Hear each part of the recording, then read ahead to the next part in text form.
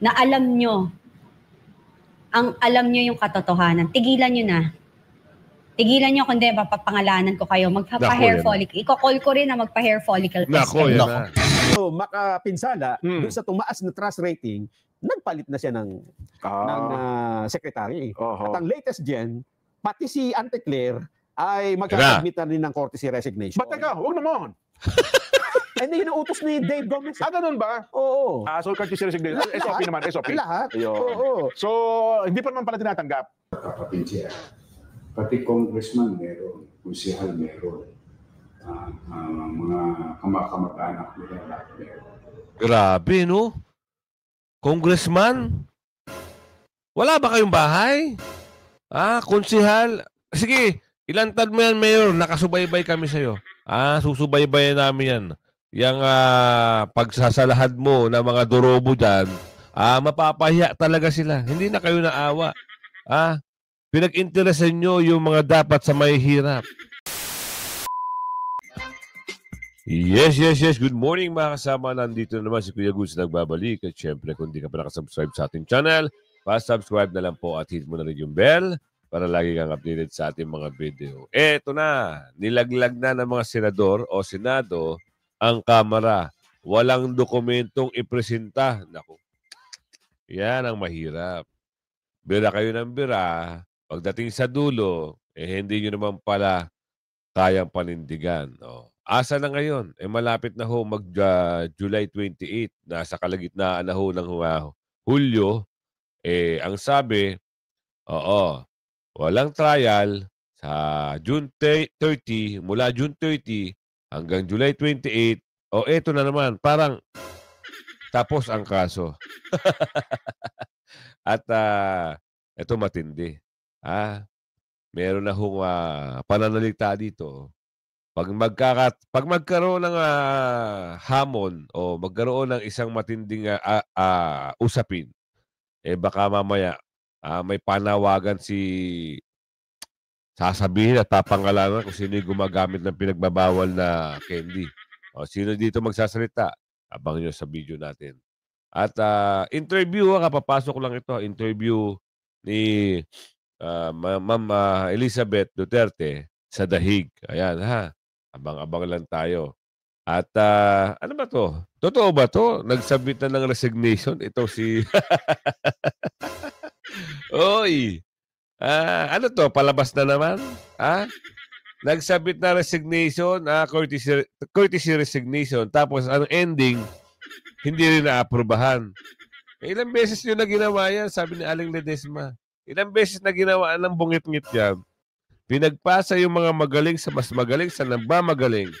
Tapos, hindi tinanggap ang resignation. Ano yung budol?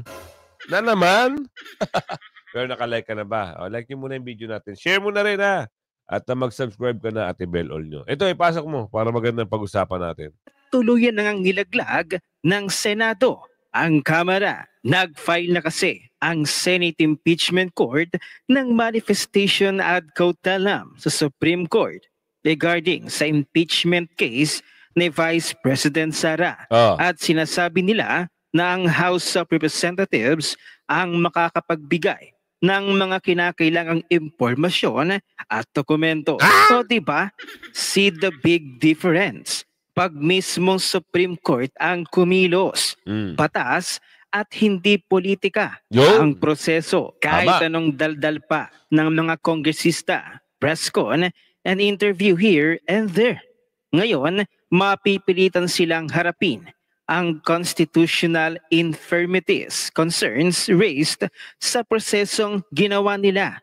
And it will be decided upon not by politicians, but by the gods of Padre Faura, whose master is the Constitution. Sana ang ibang mga hinaing din namin sa GAA 2025 at sa mga habeas corpus petitions of former PRRD. Yun. Sana, yung GAA nga, pag-usapan din kasi dyan naubos Dyan nagkaroon ng magic. Walang project, ubos ang pondo. Diba? Tapos, nung nabalita, Buti na lang nakita ni oo nga pala, bakit hindi na natin alam mo nawawala sa usapin niyang ano na yan, yung confidential oo, yan yung confidential, na pondo. Hindi, I mean, yan yung pondo na hindi ano ano bang tawag do'n? Yung pinaka ano ba tawag do'n? Yung controversial, confidential tuloy, sorry. Controversial na pondo na nangyari sa panunungkulan ng mga nagmamagaling. Ba't nawala sa istorya itong mga sumilip at nakadiskubre kagaya ni ni Congressman Alvarez, si Attorney Vic, 'di ba? Yan yung dapat tutukan. Salamat Supreme Court at hima-himayin nyo na. Pati yung mga kaso ni Tatay Digong, yung doon sa nagpadala kay Tatay Digong, gawan mo na rin ng paraan. Hindi lang itong impeachment na kinakaharap ni BP Sara na wala namang kasaysay-saysay. Wala namang sustansya. Puro sila propaganda, puro sila. Yung iba nga pa-victim effect pa eh.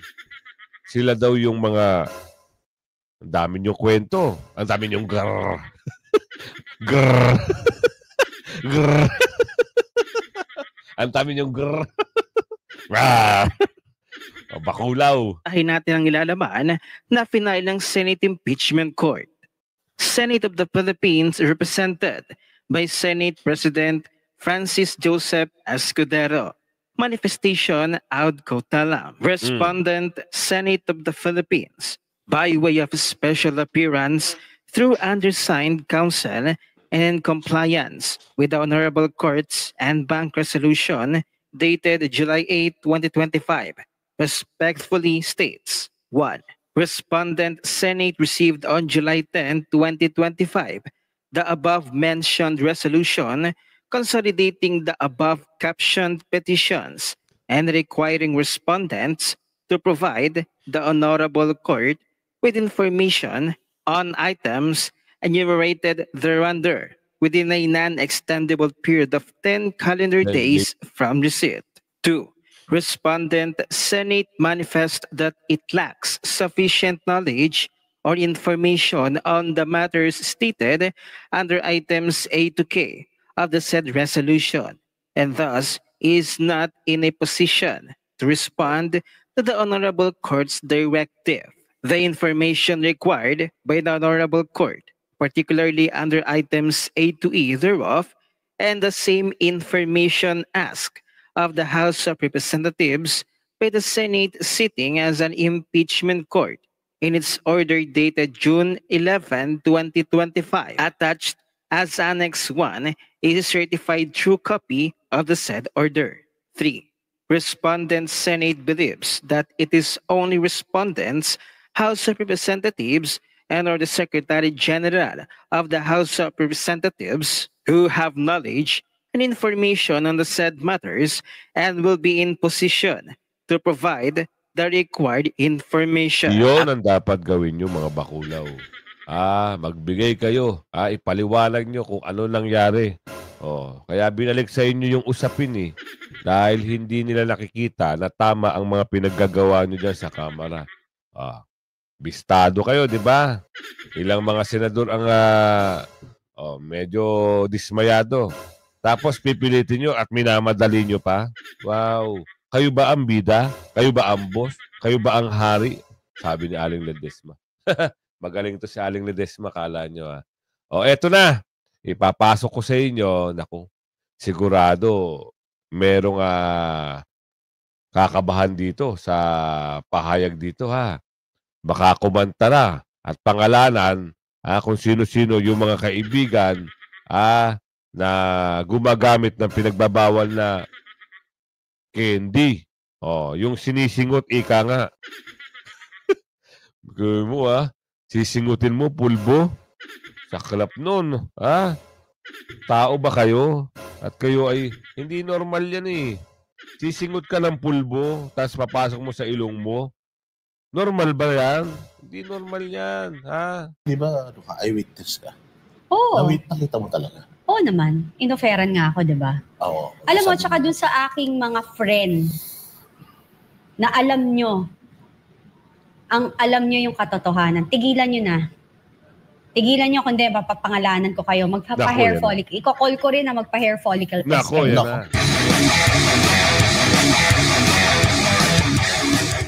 Kailangan ba yung ano lang, yung president at yung kanyang asawa lang, or maganda kung lahat, hindi ba? Maganda kung lahat.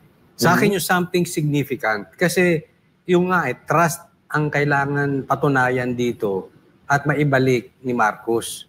So yung talagang pag ginawa ni Marcos, kung makukonvince ang Pilipino. So whether hair follicle test niya o sila mag-asawa o yung katulad nito may problemang malaki. Tapos ang nagsasalita si Claire. Ito'y mistulang pag-amin na talaga namang involved na gumagamit si Lisa dito. Pagka titignan mo mabuti, yun ang iisipin ng taong bayan dito. Kaya wala talaga So, kailangan gumawa sila ng something significant. Ika nga. Oo. Pero may panawagan si si Cathy. Ang panawagan ni Cathy? Kay Senator Amy Marcos. Palagi ko may panawagan ka pa kay Senator Amy Marcos. Yun nga, yung sinasabi ko nga, hindi Pero po... ito, hindi. Yeah, sige. Bago mo idiretso Sige, yan, sige. kasi gusto kong sagutin mo to Mm. Kasi napapansin mo patungkol kay Senator Amy Marcos doon sa mga nagtatanggol sa kanya? O kasi maraming nakukulangan dito sa Yes. mga... Sa statement lang na ito ni Amy, maraming nakukulangan. Kulang ng gawa. Yes. Kasi hindi lang naman ito yung unang beses na nagbigay siya ng statement Mm-mm. Doon sa sa kanyang aksyon patungkol doon sa pag-aresto kay Pangulong Duterte, maganda, nagkaroon siya ng Senate inquiry. Pero mag-e-election kasi. Yun, Yes. kaya nga alam natin yun na nagpanalo sa kanya At saka ginawa niya yun nung malapit na eleksyon.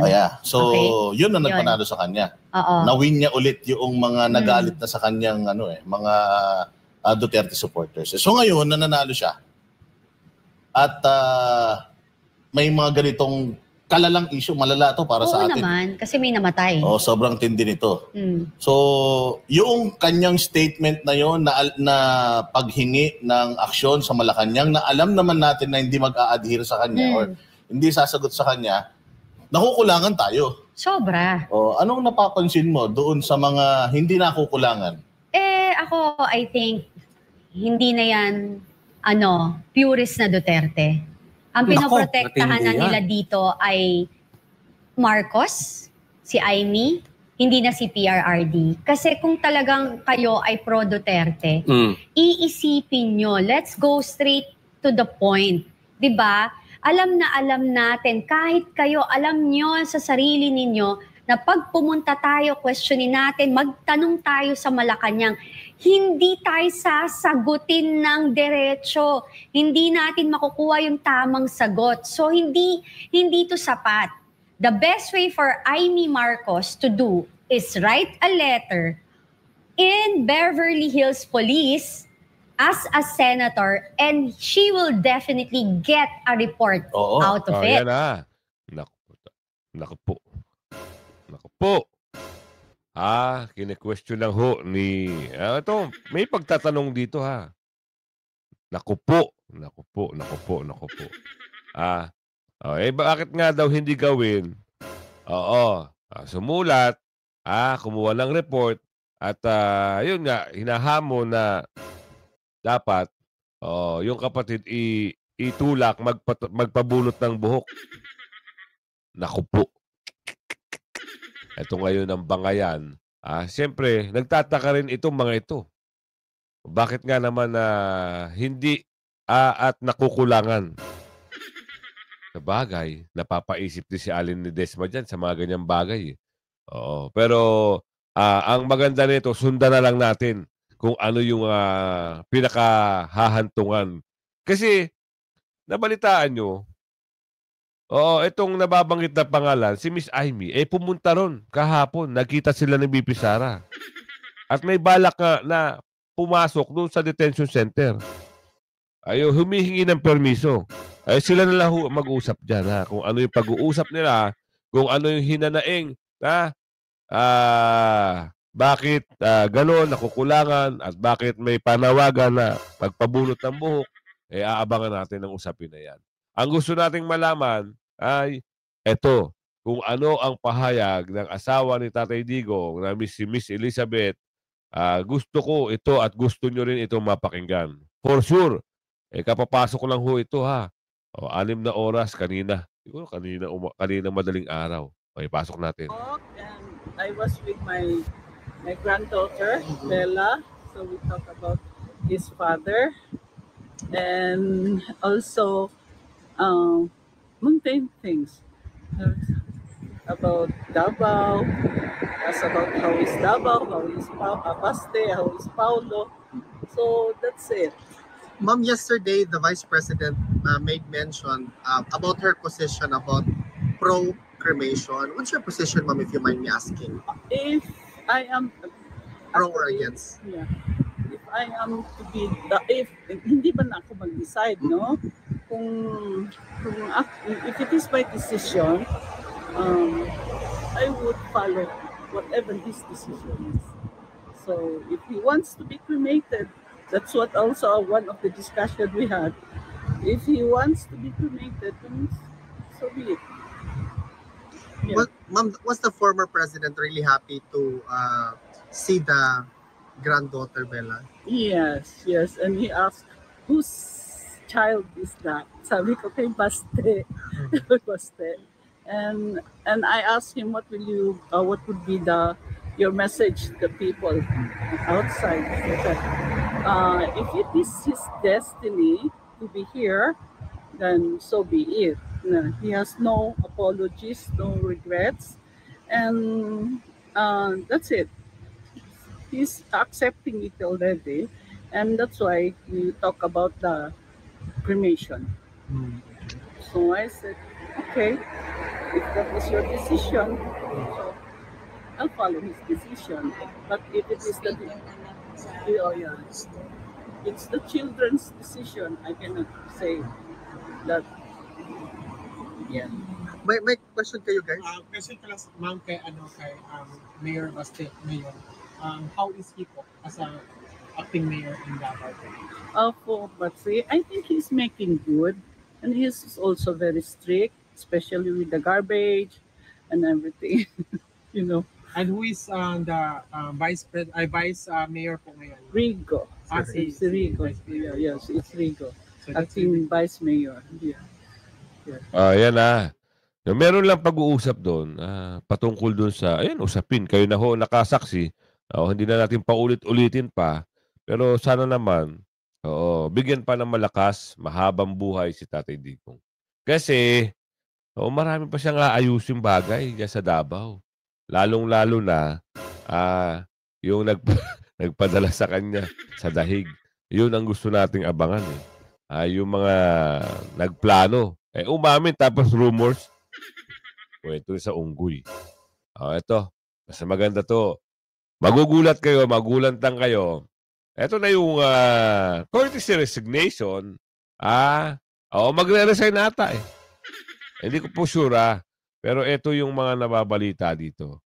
Kaya dito ako sa trusted na tagapagbalita. Sila ang magbibigay sa iyo ng maayos at totoong balita. Pasok mo, Kuya Jen. Messaging. Ayun. Nakita nila siguro na ang kailangan nating manuyo. Kailangan nating baguhin ang ating mensahe. At para yan ay magtuloy-tuloy, dapat tuloy-tuloy ang pagbabago. Kaya ang ginawa nga ng Malacanang Jen, pinalitan yung kalihim ng Presidential Communications Office. Isa pa sa mga... Pero itong ating, kasi kung June, hindi pa nababago. Si pa rin, si Kuya J. Ruiz pa rin. Ang ibig sabihin, Jen, naka-gain ka na, di ba? Oo. Ang daming mga nangyayaring, di ba? Matatanda mo si J. Ruiz, ang daming kontrobersyang kinasangkutan. Di ba? Ang daming mga picture na kung saan siya nakikita, di ba?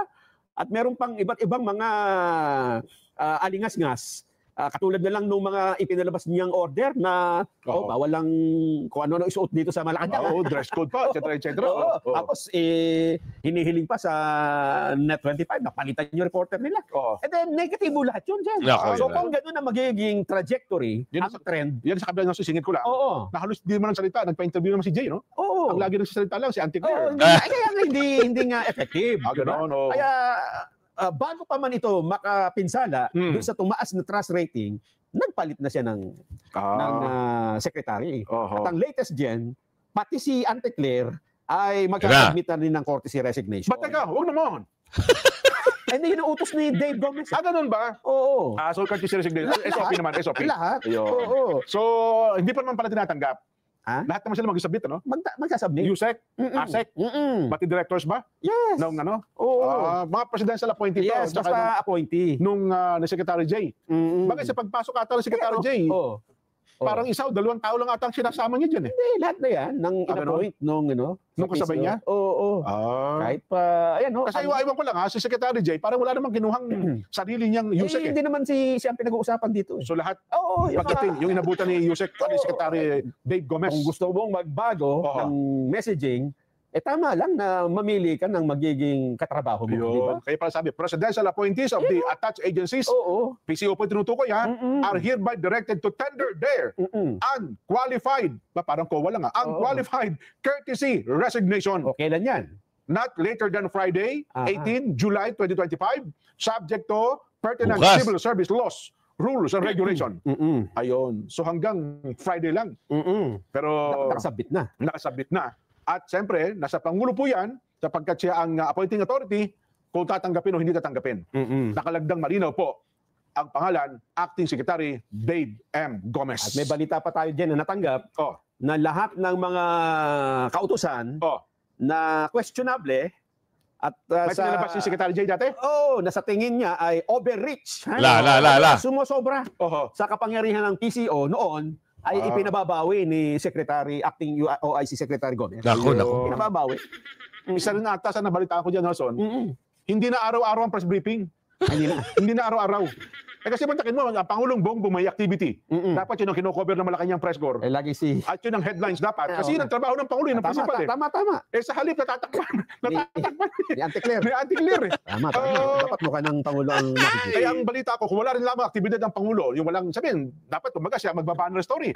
Ang storya niya ang kukunan ng espasyo ng telebisyon, ng radyo, at saka ng print news. Hanggat maaari, wala mo ng press briefing si Auntie Claire. Ito pa dyan.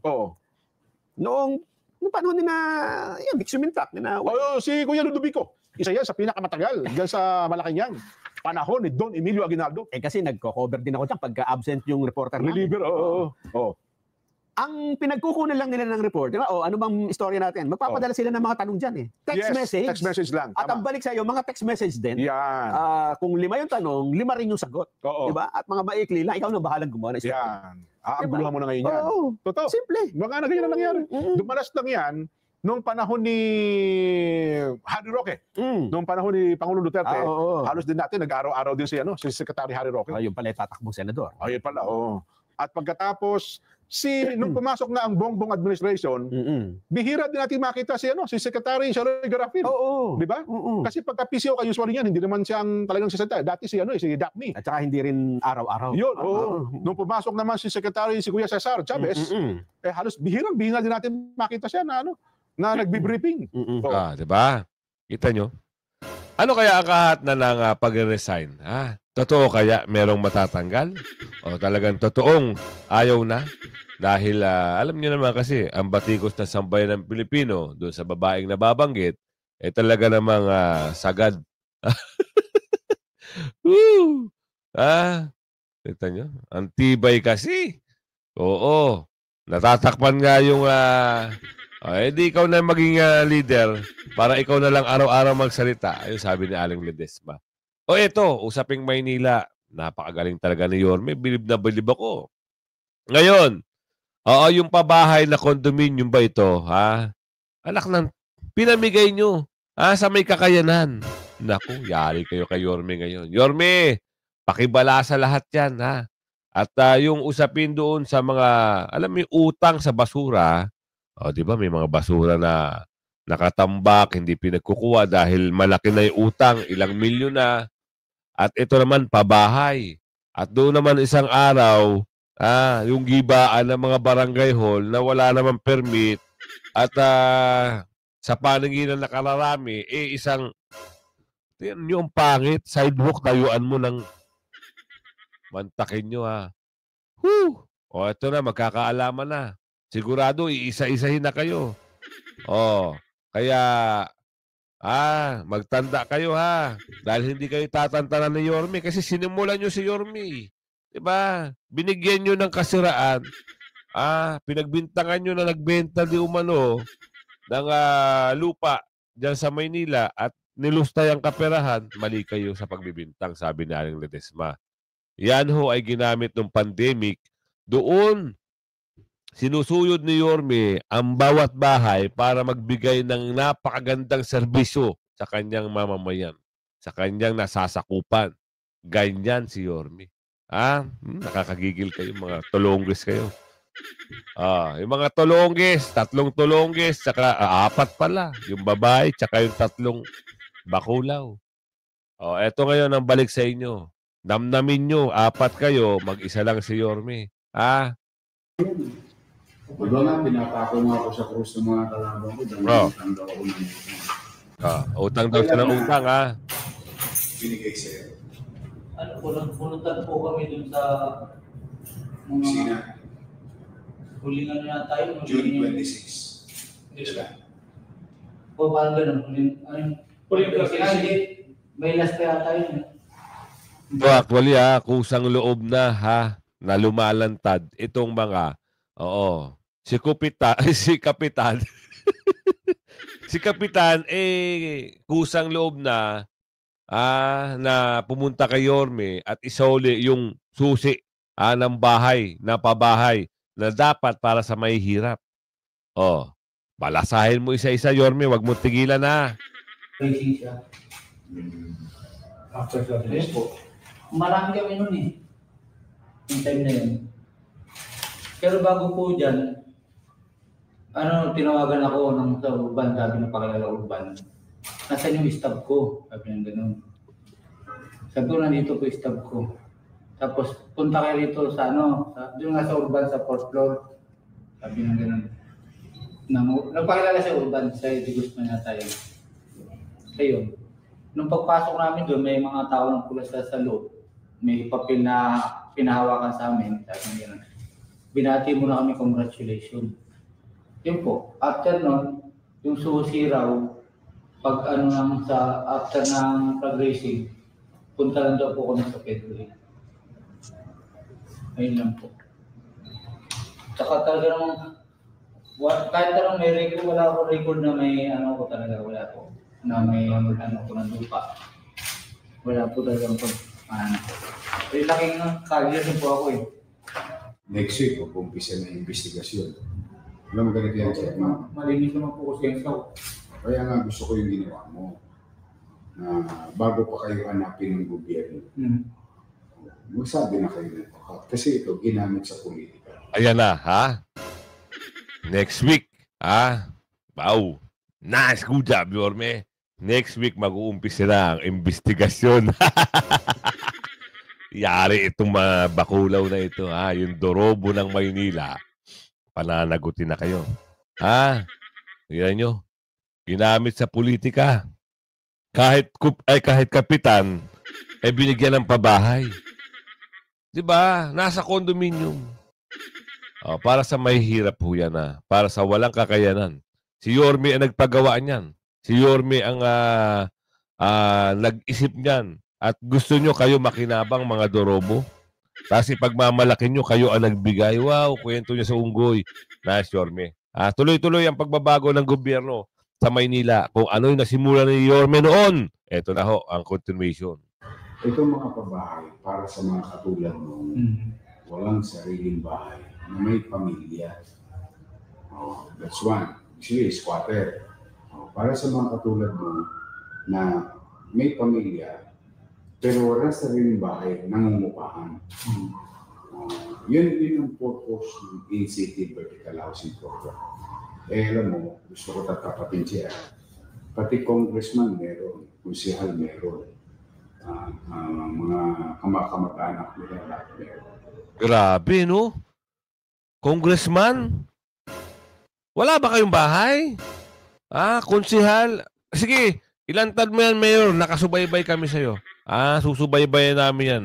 Yang pagsasalahad mo ng mga dorobo dyan, mapapahiya talaga sila. Hindi na kayo naawa. Pinag-interesan nyo yung mga dapat sa may hirap. Pantakin nyo para yan sa taong bayan na hindi kayang magbayad ng upa, hindi kayang kumuha ng bahay, tapos pag-iinteresan ng mga dorobo. Wow. Kaya sisiya sa akin, alam mo bakit?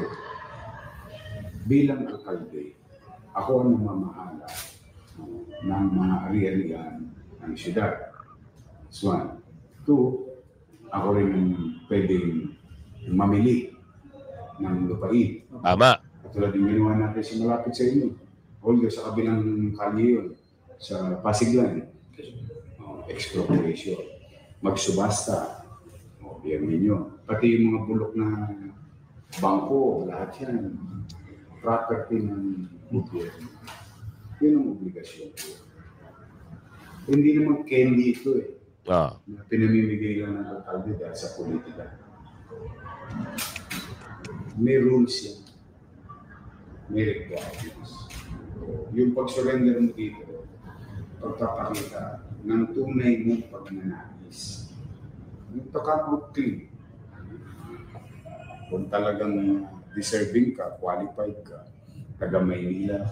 Kasi meron ako nakita, maniwala ka pare, taga-Taguig, taga Quezon City. Ako? Meron pa ako nakita, dalaga. Iba lang ang preference niya sa partnership, pero solo lang siya. Paano naging pamilya yung isang dalaga? Kasi, malapit sa mayor, photographer ng mayor. Ay, ayan na ha. Ayan na. Kabistuhan na. Ano dito na? Kaalaman na. Ang baho ng gobyerno noon. Buti, ito na, bumalik na yung gobyerno ng Maynila. Tatastasin na kayo ngayon. Ano kaya? May pagtatanggol pa kaya ito ng mga bulager? Ngayon kayo magsalita. Sasabihin nyo, peki na naman sinasabi ni Yorme. Naku po. Kung umabot ka sa video ito, abangan natin itong mga balita dito ha. Hindi lang sa... kasi alam nyo, hinahangaan natin to si Yorme. Pagdating dito sa pamumuno, no? Hindi siya nagbabago. Consistent. Tumbok sa tumbok. Kita nyo, naumpisahan kagad yung 3 palapag na barangay hall in the sidewalk street. Ay, pahiyang, mama! Barangay hall sa sidewalk? Wow! Amazing! Only in the Philippines, Hanggang sa muli, pakilike and share ang video. Bye-bye!